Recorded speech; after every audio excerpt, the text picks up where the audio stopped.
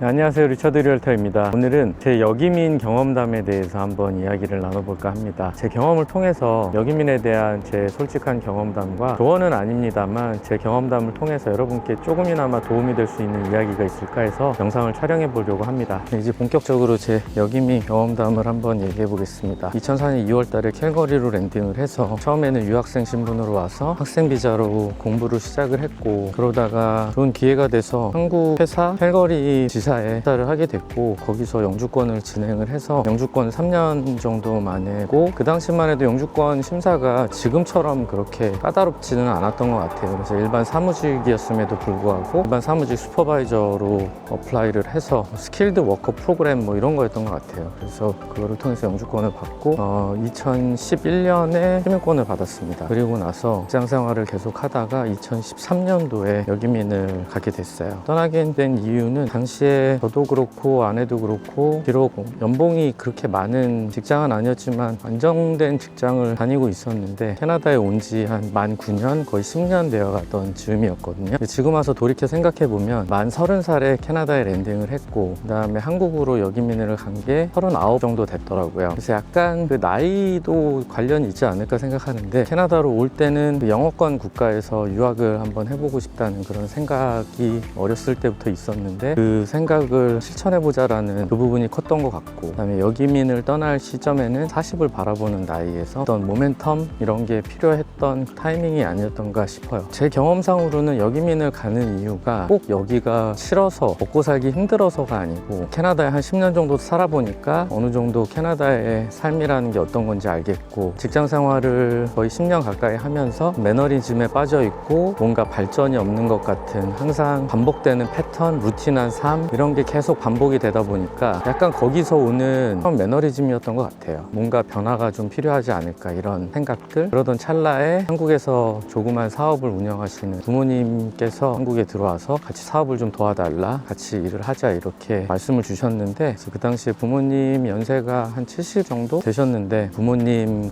건강 걱정이라든지 이런 부분들도 걱정이 많이 돼서 그 부분이 제가 여기민을 결심하게 된 가장 큰 이유였던 것 같아요. 그래서 아내와 상의를 해서 여기민을 결심을 하게 됐습니다. 2013년도 2월 달에 한국으로 다시 들어가서 한국 생활이 시작이 됩니다. 제 상황이 다른 분들한테 동일하게 적용될 수는 없겠지만, 저 같은 경우는 한국에 들어갈 때 캘거리에서 만 9년을 살고 한국에 들어가게 된 건데, 캘거리에 투베드 콘도를 구매를 했었습니다. 구매를 할 당시에 가격이 피크였어요. 할 때 보니까 이제 판 금액 플러스 여러 가지 부대 비용들 있잖아요. 변호사 비용이라든지 각종 비용을 제하고 나니까 정말 남는 게 제로였어요. 제로. 부모님의 도움 없이는 뭐 한국 들어가서 생활한다는 게 사실 쉽지 않은 상황이어서 부모님께서 흔쾌히 그래도 월세 보증금 뭐 이런 거를 지원을 해주셔가지고 자리를 잡은 곳이, 저는 인천에 자리를 잡았습니다. 사업의 특성상 주말이 굉장히 바쁜 업종이었고, 주중에는 또 뭐 상담이라든지 판매라든지 세일즈를 해야 되는 상황이고, 그 다음에 주말에는 제품을 만들기도 하고 딜리버리도 해야 되고 뭐 이런 상황들이어서 거의 쉬는 날이, 명절밖에 쉬는 날이 없었던 것 같아요. 그렇게 열심히 일을 했고, 처음에 몇 년간은 물론 크고 작은 문제들이 있었지만 굉장히 수월한 시간들을 보냈고, 어느 날인가는 제가 제 마음속에 드는 생각이,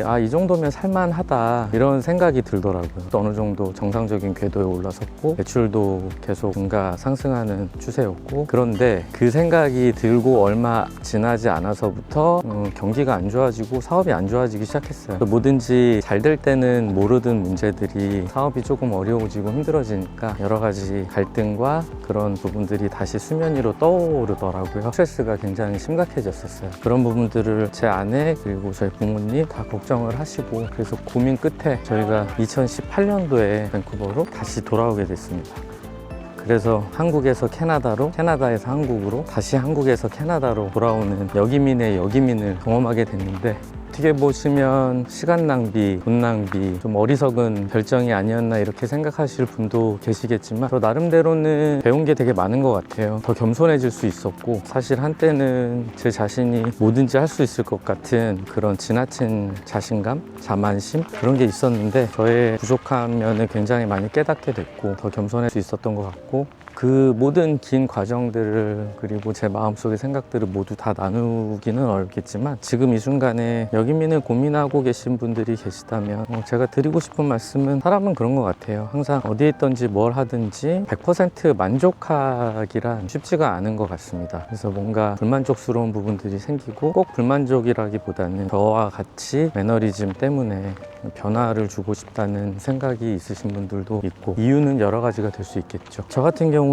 후회하지는 않아요. 물론 앞에서 말씀드린 것 같이 시간도 어느 정도 낭비됐을 수 있고 또 금전적인 부분도 낭비됐을 수 있겠지만 그런 부분은 사실 긴 인생을 살아가는 데 있어서 그렇게 큰 부분은 아니라고 생각합니다. 최근에 트레드도 그렇고 SNS에 보면 여기민 고민하시는 분들이 많이 계시더라고요. 근데 여기민을 고민하시는 분들은 많이 계신데 그거를 실제적으로 실행에 옮긴다는 게 사실 그렇게 쉽지 않을 것 같아요. 자녀가 있으신 분들은 더욱더 힘들 것이고 안정된 삶의 터전을 버리고 다시 처음부터 뭔가 확정되어 있는 게 없는 상태라면 더욱더 어려울 것입니다. 만약에 여기민을 하겠다고 결심이 서시면 직장을 먼저 구해놓고 정해진 다음에 들어가시는 게 좋지 않을까 그렇게 생각이 듭니다. 제가 아는 분들도 한국에 들어가서 살고 싶어 하시는 분들이 많이 계세요.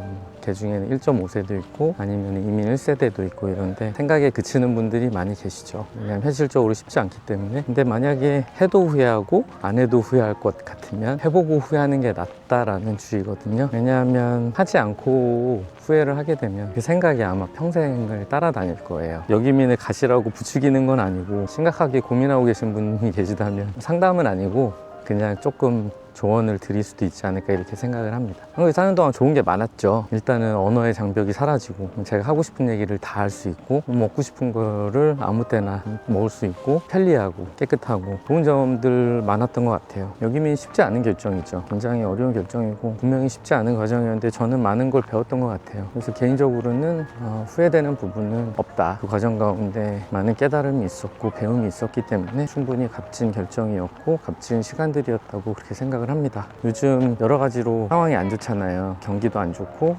삶이 그렇게 녹록지 않은 상황에 놓이신 분들이 많은 걸로 알고 있는데 힘내시라는 말씀 드리겠습니다. 주위를 둘러보면 감사할 거리들이 참 많아요. 저희들 주변에 있지만 고마운 사람들, 고마운 환경, 감사거리가 찾아보면 많은 것 같습니다. 너무 힘들고 지치실 때는 잠시 쉼을 가지시는 것도 나쁘지 않은 것 같아요. 어떤 결정을 내리던 간에 충분히 심사숙고하시고 고민하시고 가족과의 합의 가운데서 결정을 내리시는 부분이라면 그 과정 가운데 힘든 부분도 있고 어려운 부분도 있고 갈등이 있을 수도 있고 번민이 있을 수 있겠지만 분명히 그 과정 가운데 새로운 배움과 새로운 경험과 장점과 단점들이 늘 함께 있을 거라고 생각을 합니다. 말씀드린 것처럼 하지 않고 후회하는 것보다는 그 생각이 계속 나를 사로잡고 있다면 후회하더라도 해보고 후회하는 게 낫지 않을까 하는 게 제 생각입니다. 오늘 여기민에 대해서 생각을 나눠봤는데 너무 말이 두서가 없어서 죄송하고 혹시 여기민 생활에 대해서 더 궁금하신 부분이 있다면 댓글 남겨주시면 궁금하신 부분들에 대해서 조금이나마 도움을 드릴 수 있지 않을까 이렇게 생각해 봅니다. 오늘 메트로타운 센트럴파크에서 전해드렸는데 메트로타운 괜찮은 동네인 것 같습니다. 이렇게 센트럴파크가 있다는 것만으로도 이 동네의 가치는 굉장히 크다고 보고요. 제가 항상 부동산 설명드릴 때 지역 선정을 하실 때 플러스 알파를 보시라는 말씀을 드리는데 돈 주고 살 수 없는 이런 정말 큰 규모의 공원이 있다는 것은 그 지역을 선택하심에 있어서 가장 크게 고려하셔야 될 부분 중에 하나인 것 같습니다. 메트로타운 부동산에 대해서 궁금하신 부분이 있으시면 리처드 리얼터에게 연락 주십시오. 그러면 저는 또 다음에 좋은 컨텐츠로 인사드리도록 하겠습니다. 지금까지 밴쿠버 리얼터 리처드였습니다. 감사합니다.